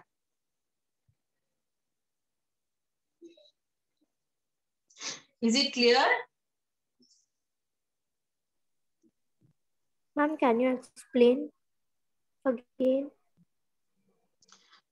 डायग्राम पे फोकस Yes, करो। See water is entering from the mouth, पानी बाहर निकलेगा फ्रॉम द गिल्स। गिल्स में से जब पानी बाहर निकलेगा तो एक मेम्ब्रेन में से बाहर निकलेगा तो उसमें ऑक्सीजन बॉडी के अंदर ही रह जाएगा और बाकी का इम्प्योरिटीज के साथ पानी बाहर आ ओके जाएगा। समझे? Yes, ma'am. That is how oxygen is being transported. Now let's study respiration in human. So I'm going to draw a diagram. First you watch it how to draw. Then we move ahead.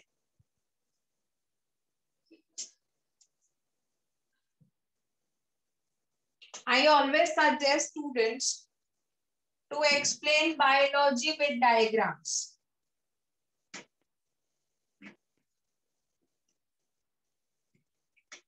Okay. Give the heading respiration in human.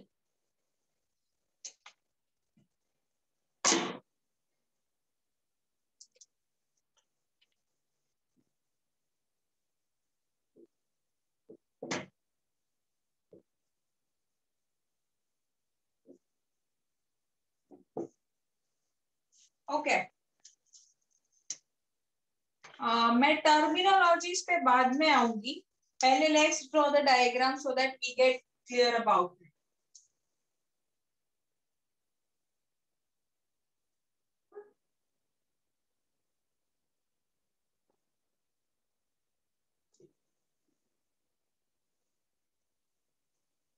Okay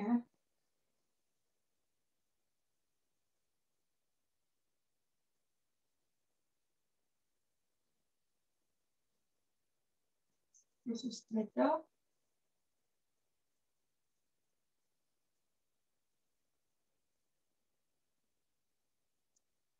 These are your lips,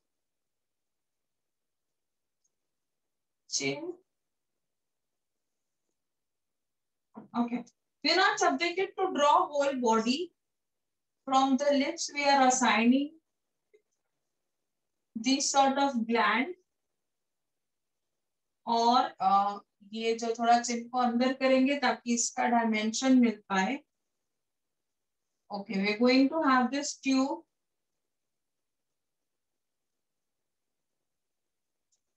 बस इस तरीके का आपका opening होगा। अब इसकी बात करते हैं।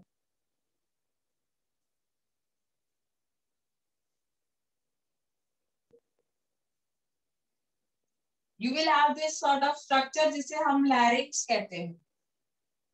थोड़ी सी बड़ी होगी इस ट्यूब से, ऐसी लैरिंक्स से कंटिन्यू होगा ऐसा, which will be divided into two parts.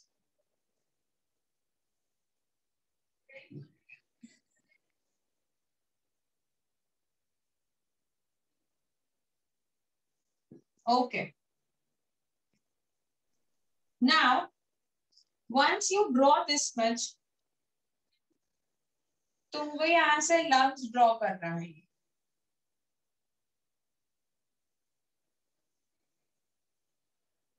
Make sure ये एक लाइन हो, किसी का लंग्स ऊपर नीचे नहीं होगा, इसलिए तो ऐसा लंग्स ड्रॉ करना है। सो लंग्स के नीचे यहाँ पे ऐसा डोम शेप बनाना है और इसको डबल लेयर करना है। ऐसे। ये मैं इसलिए सिखा रही हूँ because you have to draw this diagram, that's why, and it is very easy in fact. बस ये हो गया। अब इसके बाद इसको ना थोड़ा सा आप आगे लाइए, क्योंकि इसके बाहर ये जा सके, ऐसे कवर कर सके। तो इसी के साथ हम ये पूरा जो है ना उसको कवर कर लेंगे।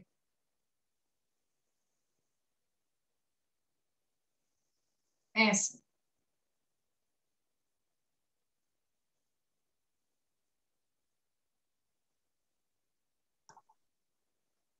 So this is what our respiratory system looks like when you open it. ऐसी रिंग्स होती है।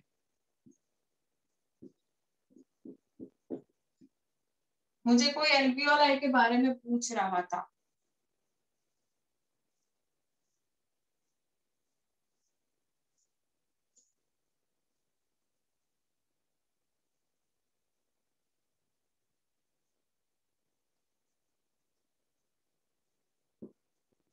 बहुत सारी ऐसी ब्रांचेस होगी, मैं बहुत कम ड्रॉ कर रही हूँ, ठीक है।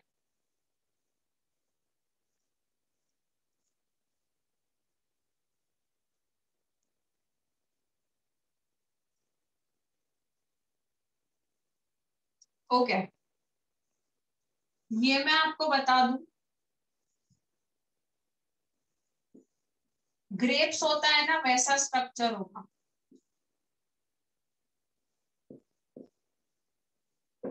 ऐसा। और इसमें से अगर हमें एक देखना है मैक्सिमाइज करके, तो ऐसे इस पे छोटे छोटे पोर्स होंगे। मैं पहले इसका लेबल कर देती हूँ, फिर मैं पूरा respiratory system with this diagram I will explain. This is known as nasal passage, जहां से हवा आप अंदर लेते हो और वो अंदर से जाती है। ये इधर ना नाक के आगे नॉस्ट्रिल्स, तो दो होल्स होते हैं ना, those are known as nostrils, इसे हम नोज कहते हैं। ओके, अब this particular thing is known as mouth cavity. ये मैंने पहले भी बताया था, this is known as larynx, this is known as larynx. Okay, now this particular pipe is known as trachea, और ट्रैकिया को हम ना दूसरा लैंग्वेज में विंड पाइप कहते हैं। जैसे इसोफेगस को फूड पाइप, वैसे ट्रैकिया को विंड पाइप। अब इस पे ये जो रिंग्स है ना, सो रिंग्स जो होता है उसे हम क्या कहेंगे? रिंग्स पहले तो बना किसका होगा? So rings will be made up of this cartilages, ठीक है। So here I am writing rings of cartilages. Cartilages can be bent down. This particular segment, what you are seeing, those are known as lungs. अच्छा, अब ये जो आप देख रहे हो इसे हम कहते हैं ब्रोंकियोल्स। ये फ्लावरी टाइप स्ट्रक्चर है, इसे हम कहते हैं alveoli, and this particular two part, each of them bronchus, वैसे दोनों को साथ में हम ब्रोंकाई कहते हैं।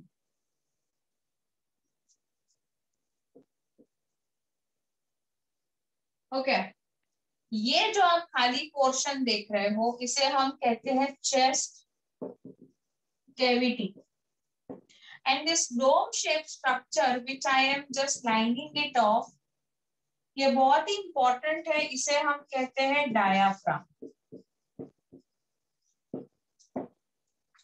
ओके, सो आप इसका फोटो लेना चाहो तो फोटो ले सकते हो, इट्स अप टू यू।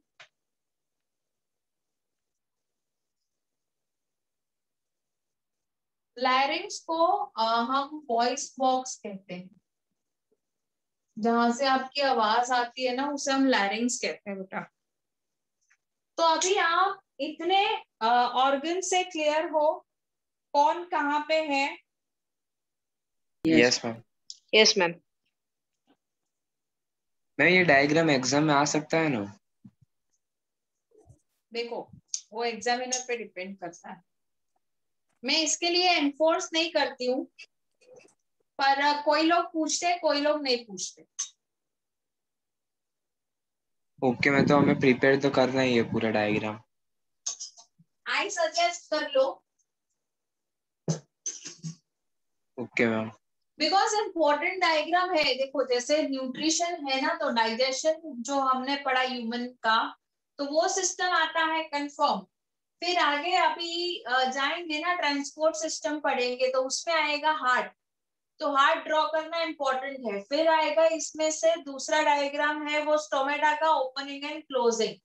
तीसरा डायग्राम इसमें है एक्सक्रीटरी सिस्टम का, सॉरी चौथा, और एक्सक्रीटरी सिस्टम का भी पूछते हैं और नेफ्रॉन का भी। तो 5 डायग्राम ऑलरेडी है, तो इसको प्रेफरेंस 10 to 0 टर्म्स में मिलता है, बहुत ज्यादा नहीं मिलता, ठीक है। But my job is to make you prepare, इसीलिए मैं तुमको करवा रही हूँ, समझ गए? Okay, yes ma'am. हाँ, अभी अभी आप सब लोग ना प्लीज इस डायग्राम पे फोकस करिएगा, ओके।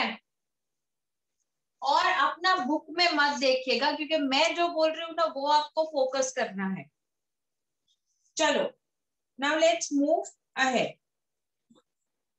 रेस्पिरेटरी में जब मेन ऑर्गन्स बोलते हैं तो नोज है, नेजल पैसेज है, ट्रैकिया है, ब्रोंकाई है, लंग्स है, डायाफ्राम है, इतना ही आएगा। तो मैं जरा टिक कर देती हूँ। Nose, one moment, I'll just give the tick mark to all the organs. Nose, nasal passage, bronchi, दो ब्रोंकस है ना, सिंगुलर ऐसे ब्रोंकस बोलते हैं, दोनों को साथ में ब्रोंकाई बोल सकते हो। ट्रैकिया 1 2 3 4, और चौथा पांचवा रह गया डायाफ्राम। ये 5 है जो रेस्पिरेटरी ऑर्गन्स है बेटा, इसके अलावा कुछ भी लिखोगे ना तो गलत होगा। मैम लंग्स नहीं आएंगे? लिखा ना, लंग्स नहीं टिक किया मैंने। नो, मैं लंग्स नहीं टिक किया आपने।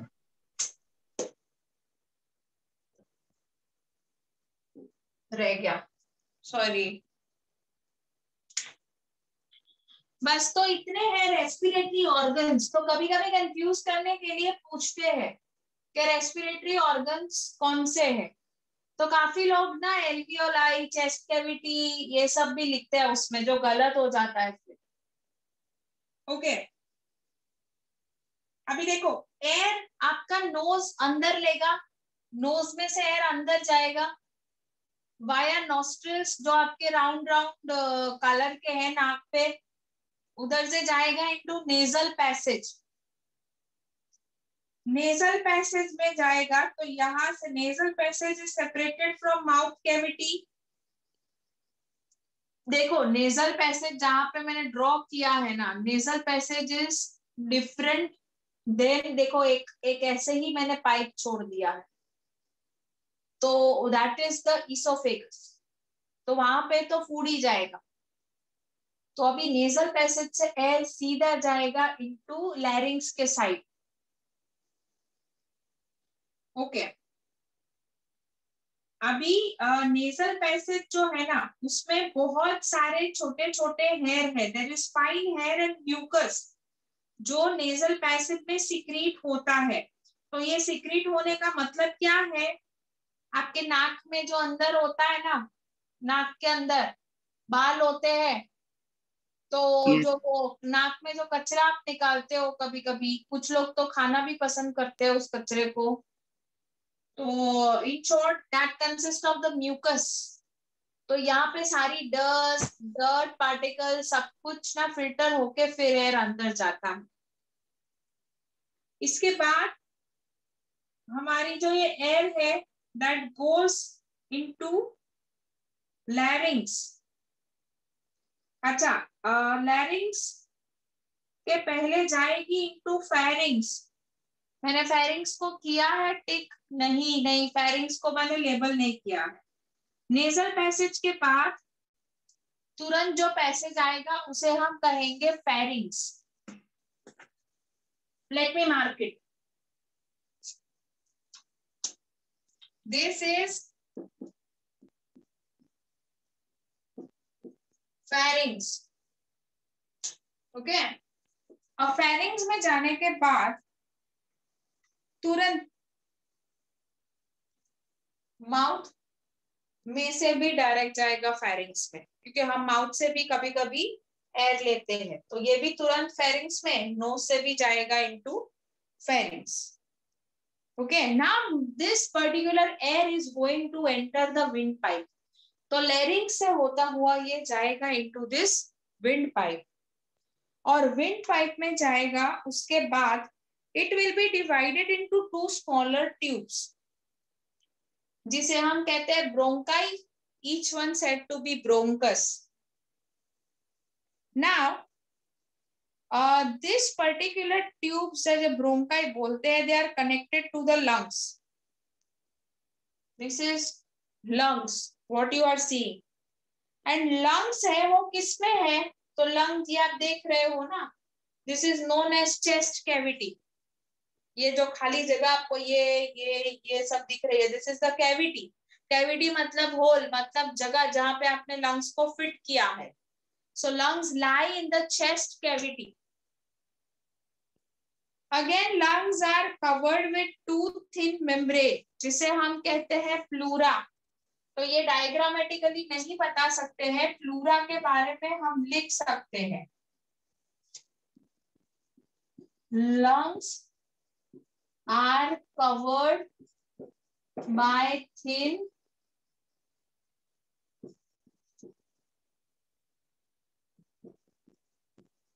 double membrane called pleura। तो यहाँ पे और इसके ऊपर ही होता है ऐसा। ओके, अभी लंग्स हमको पता है कि रिबकेज में होता है। आपको पता है ना, बोन्स होते हैं यहाँ पे आगे आगे इनको प्रोटेक्ट करने के लिए। Yes ma'am. I've seen the skeleton, so all of you might be knowing that. अच्छा, so we have ribcage, जिसमें रिब्स होते हैं। ribcage is made up of bones, जिसे हम कहते हैं रिब्स।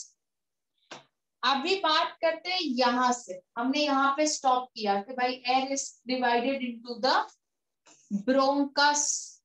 ओके, अब ये जो ब्रोंकस होता है ना, they are again divided into the lungs.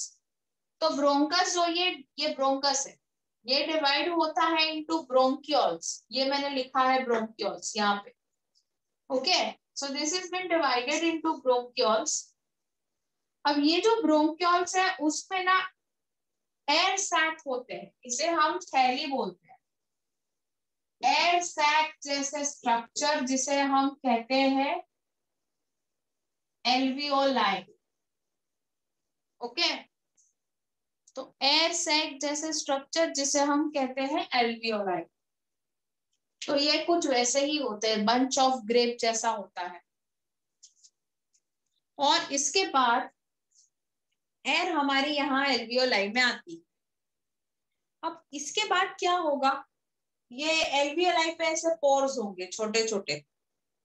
तो इसमें से ऑक्सीजन अंदर डिफ्यूज होगा, CO2 बाहर निकलेगा।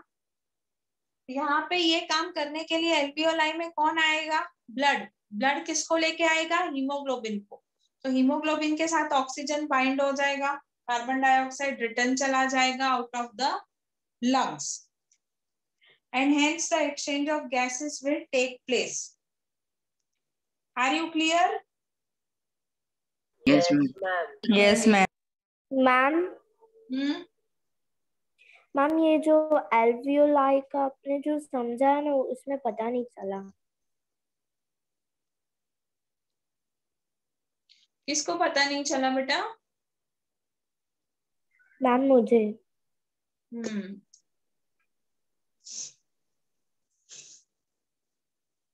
ये एल्वियोलाई ना ऐसा बॉल, वैसे ऐसा बंच ऑफ ग्रेप जो होता है ना वैसे होता है। तो इस एक ग्रेप को मैंने तोड़ा और यहाँ पे मैक्सिमाइज किया। इसपे ना ऐसे छोटे छोटे होल्स होते हैं, जिधर से जाएगा ऑक्सीजन अंदर इनटू द ब्लड, क्योंकि इसके अंदर वेन्स होती है जहां से ब्लड आता है। ठीक है, तो ये कनेक्टेड है टू ब्लड। ब्लड में क्या होता है, हीमोग्लोबिन। तो हीमोग्लोबिन के साथ यहाँ से जो ऑक्सीजन पेनिट्रेट करके गया होगा वो अंदर चला जाएगा और CO2 यहीं से बाहर आ जाएगा और फिर वाया लंग्स वो हम जब एक्सहेल करेंगे तब बाहर निकल जाएगा। समझ आया साक्षी? Yes ma'am. मैम हाँ जी बेटा। मैम ये सिर्फ इतने ऑर्गन्स को ही क्यों रेस्पिरेटरी ऑर्गन्स बोलते हैं? हमारे पास तो एक सिस्टम है ना पूरा रेस्पिरेटरी का, और ये जो बाकी के जो है वो ऑर्गन्स नहीं है, दे आर द पार्ट्स। जैसे लंग है तो पूरा ऑर्गन है, alveoli is a part of a lung बेटा। समझ आया? Yes ma'am. Okay. That is why so we should be understanding the difference between organs and the other subjective parts of it। अच्छा, और एक चीज, अगर आपके ह्यूमन बॉडी में दो ह्यूमन बॉडी की एल्वियोलाई को अनफोल्ड कर दूं ना, अनफोल्ड मतलब एल्वियोलाई को अलग कर दूं, तो 80 स्क्वायर मीटर का जो टेनिस कोर्ट होता है ना, उतने एल्वियोलाई होते हैं हमारी बॉडी में। मतलब आधे, तो सोचो हाफ जो कोट है ना उतने ज्यादा एल्वियोलाई प्रेजेंट है हम में, और दूसरा ह्यूमन है उसमें प्रेजेंट है उतने half alveoli. We have a great capacity to absorb this oxygen. Okay. Now when we breathe in and breathe out, तो उसमें देखो अगर आपने ब्रीथ इन किया तो आपका ये जो डायाफ्राम है ना, जैसे मान लो कि यहाँ से हवा अंदर आ रही है, हवा इधर अंदर आ रही है, तो ये डायाफ्राम नीचे जाएगा ना क्योंकि ये फूलेंगे, और जैसे ही आप एक्सहेल करोगे डायाफ्राम ऊपर आएगा। So here there will be expansion and contraction. समझ आया? Of the diaphragm. When you breathe in, the diaphragm will move downwards. क्योंकि ये lungs बढ़ रही है, ऐसे फूलेगी ना, तो नीचे आएगा डायफ्राम। ऊपर आएगा तो एयर सब बाहर निकल जाएगी। जैसे आप बलून को प्रेस करते हो तो एयर बाहर, बलून को ऐसा आने दोगे तो एयर अंदर। तो बलून को जब एयर अंदर आता है तो बलून ऐसे नीचे ब्लो आउट होता है ना, वैसे ही डायफ्राम नीचे जाता है। Is it understood to everyone बेटा? Yes ma'am. Yes ma'am. ये मैम डायफ्राम का दूसरा क्या वर्क होता है? कुछ वर्ड नहीं होता डायफ्राम का, ज्यादा से ज्यादा आप उसे शीट ऑफ मसल कह सकते हैं। चेस्ट कैविटी को थोरेसिक मैम कैविटी। वर्क क्या होता है इसका? क्या क्या क्या? मैम डायफ्राम का वर्क क्या होता है? डायाफ्राम का वर्क कितना ही होता है कि ये इसको प्रोटेक्ट करे। बेसिकली डायाफ्राम जो है ना, diaphragm is also known as sheet of muscles, तो ये breathe in and breathe out में हेल्प करते हैं। और इसके अलावा डायाफ्राम जो है वो रिब से अटैच होता है ताकि हमारा जो चेस्ट कैविटी है ना वो आराम से, मतलब ये फूल सके। तो डायाफ्राम के सपोर्ट से फूलता है, ऐसे ही फूलेगा तो बॉडी थोड़ी डिसलोकेट हो जाएगी हमारी। ठीक है, ओके। इसके अलावा मैं आप लोगों को बता दूं कि जो ओके, वन मोमेंट, आई रब फ्यू थिंग्स, फिर आप ले लेना फोटो इसका।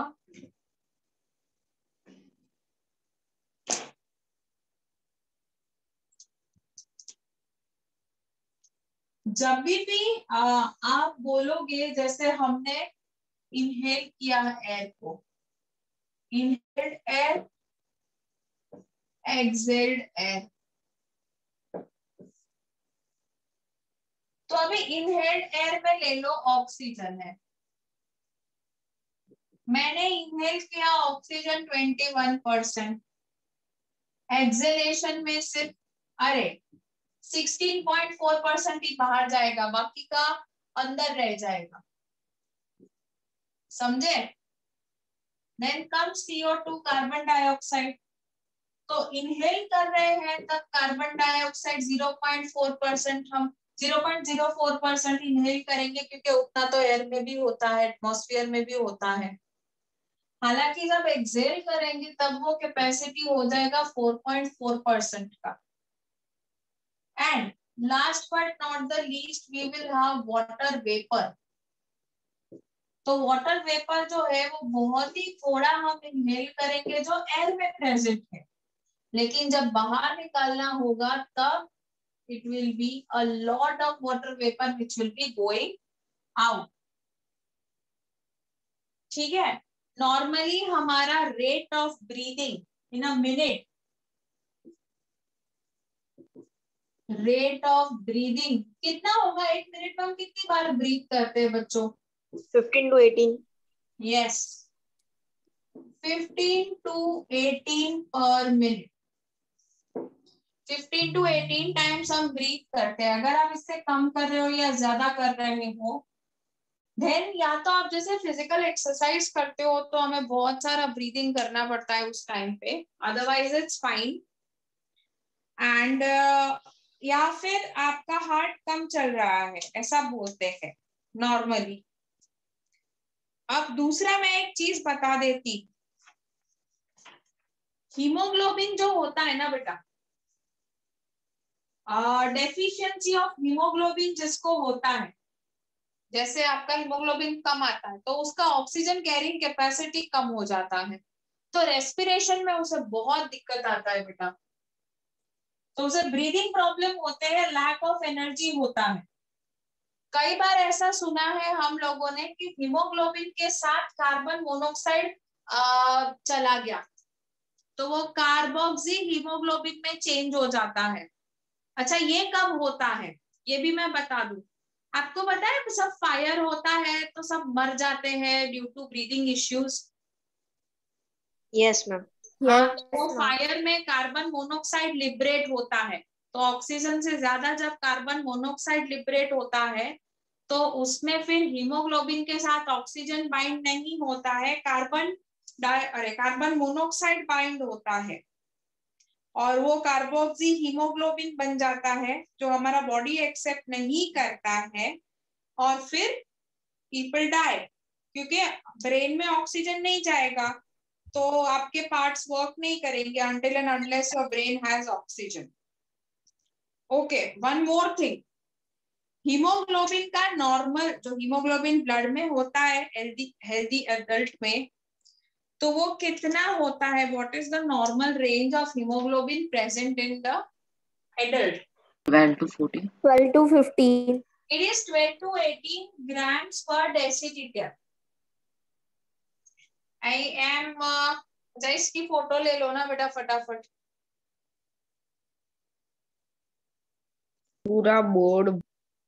पूरा बोर्ड भर दिया मैंने।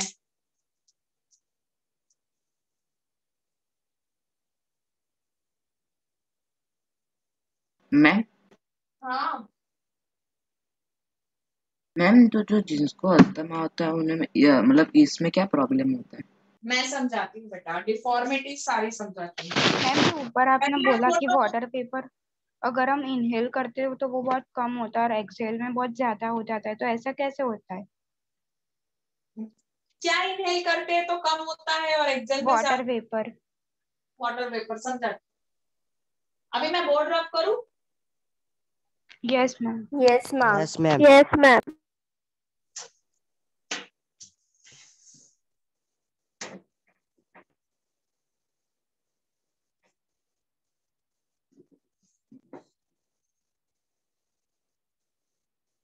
ये ना तुमको खुद ही एक्सपेरिमेंट करके देखना है।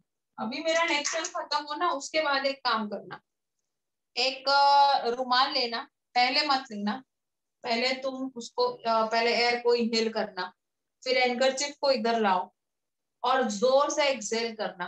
पानी निकलता है या नहीं इतना बताना ना मुझे, और क्या यही पानी इनहेलेशन में अंदर गया था ये बताना मुझे, ठीक है? Yes ma'am. तो ये आप करके देखना। हाँ, hemoglobin in healthy adult 15 to 18 डेसीलीटर्स बोलते हैं। अच्छा 15 to 18 सॉरी ग्राम्स होगा, grams per deciliter. So it will be 15 to 18, not 15 also, 12. क्योंकि वुमन और मतलब मेल का दोनों का रेंज में कंबाइन करके बता रही इसीलिए। So 12 to 18 ग्राम पर DL इसमें है तो you are healthy.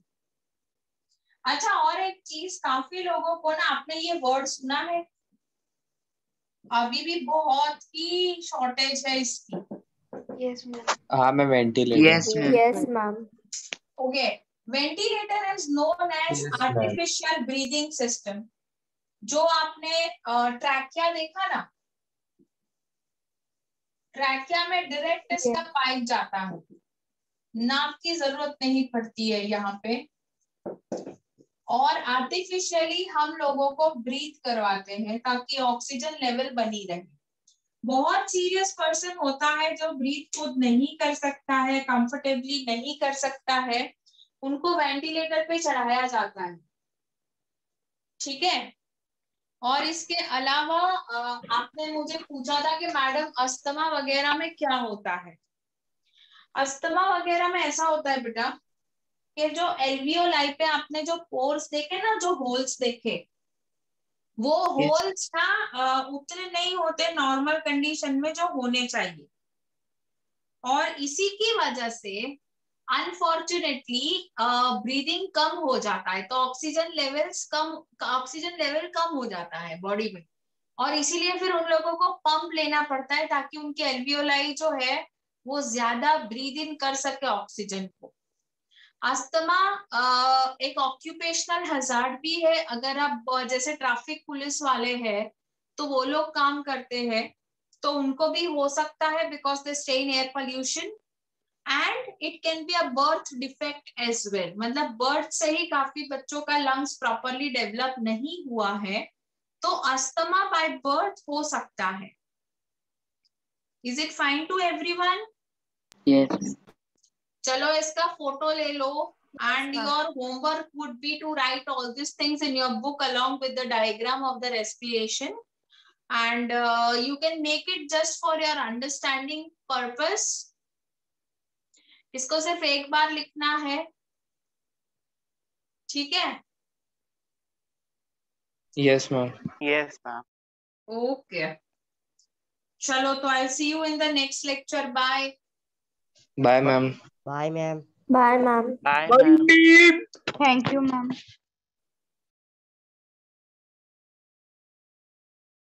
Bye ma'am.